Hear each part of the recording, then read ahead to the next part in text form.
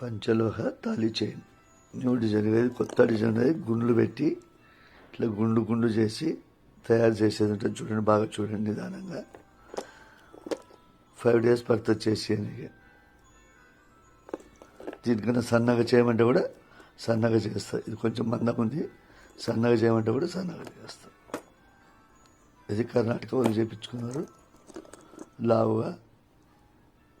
మీకు సన్నగా చేయమంటే కూడా సన్నగా చేస్తా. చూడండి, నిదానంగా చూడండి. 3000 పడుతుంది. 500 అడ్వాన్స్ చేయాలి. 3000 పడుతుంది. 3000, 500 అడ్వాన్స్. 2 బ్యాంగిల్స్ కూడా ఫ్రీగా ఇస్తా.